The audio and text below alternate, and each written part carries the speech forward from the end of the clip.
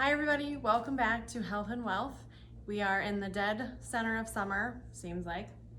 So I figured today, what better topic than talking about UV rays? It probably could have been more beneficial in the beginning. In June, right? Yes, but it's so hot now, and why not? Better late than never, right?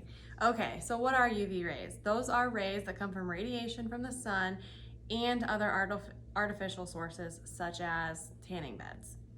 Why are they harmful? Well, harmful because they burn you. I just got back from South Carolina. I have a nice peeling skin on my back.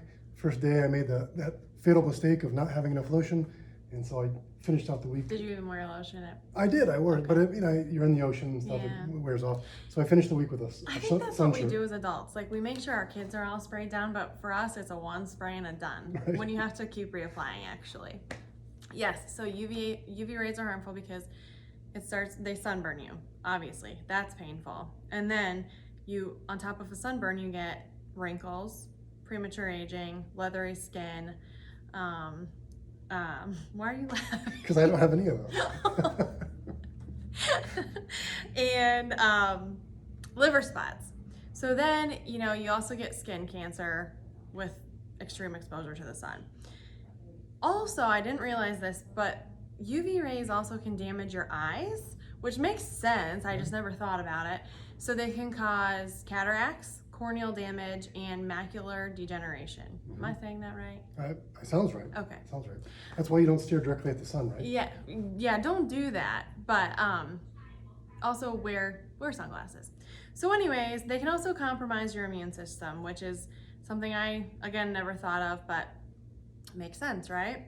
So we also did a health and wealth on getting enough vitamin D in your system. Are we contradicting ourselves right now? No, we're not, and here's why.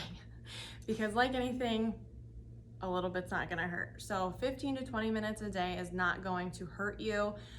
Be safe about it, but it will provide an adequate amount of vitamin D to your body for the summer months. Now in the winter, as we talked about, you're probably gonna wanna supplement. We live in Ohio, so we're not getting a lot of vitamin D exposure.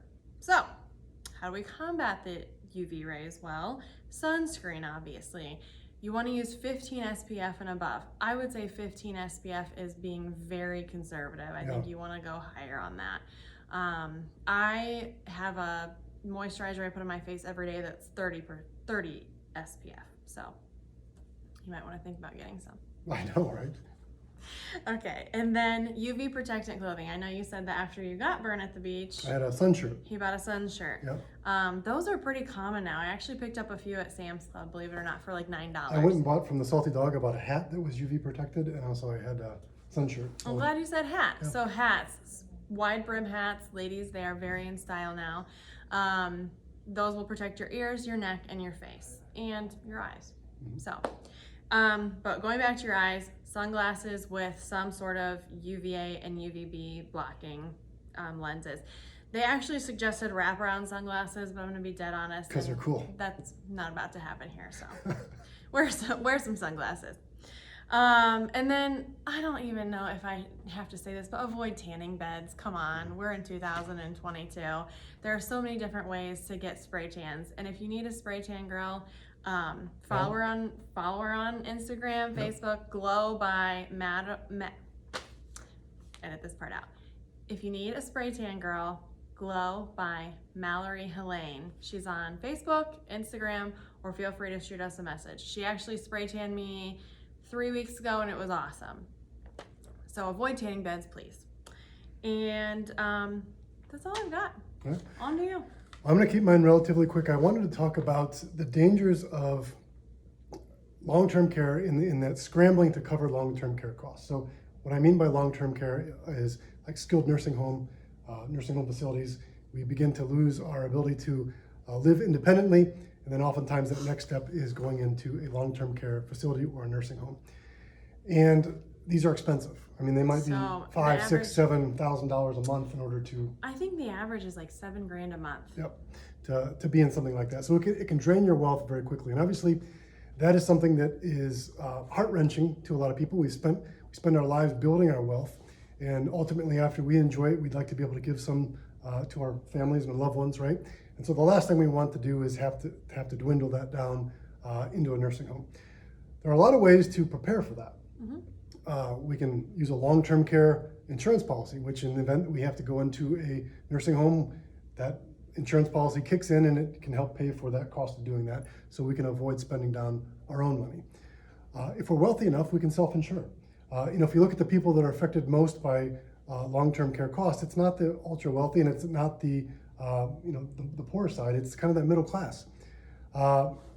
So if we have enough money, we can self-insure that, and we can allocate an amount to pay for that if we want to. The other thing we can do are there are legal instruments that we can do. We can do trusts. Irrevocable trusts are, as long as they're put in place within 5 years, before 5 years of entering that. Yep, there is a 5-year look back. Yeah. So. In which you apply for Medicaid, then the irrevocable trust will work. However, the reality is most of us, and I say most of us as a group, we plan for it too late. Mm-hmm. And because we never anticipate us having to go into there. Yeah, you don't think it's going to happen. No, and it's not a cost that we necessarily want to plan for right now. Mm-hmm. So what ends up happening is we scramble. We end up scrambling too late.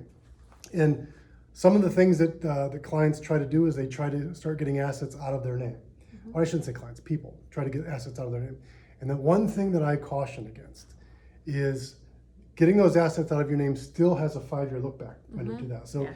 if you've transferred that house to a child within 5 years of applying for Medicaid, then it's still counted as an asset on that, so that doesn't help you. But here's the danger. This is what I wanted to I guess, drive home. Is if you are in that situation where you're trying to get assets out of your name, consider that if you're living in your house and you deed the house over to your child, and that child is married, that child is now the owner of that house, right? And who is also an owner is their spouse. Mm-hmm. So if they have some sort of a problem with marital issues and they get a divorce, that house is now counted as that child's asset, which means that it could be a problem for you. Yeah. So I guess the thing that we've run into this a couple times within the past month here, not that event, but cautioning against that, because they thought about doing that. I said, before you consider that, think of the dangers involved in doing that. And that is, if you're transferring assets out of your name, remember those assets are gone. They now belong to whoever you transferred it to. And if there's a spouse involved, they're also the spouse's assets as well. Yeah, that's a good point. I actually never thought of that.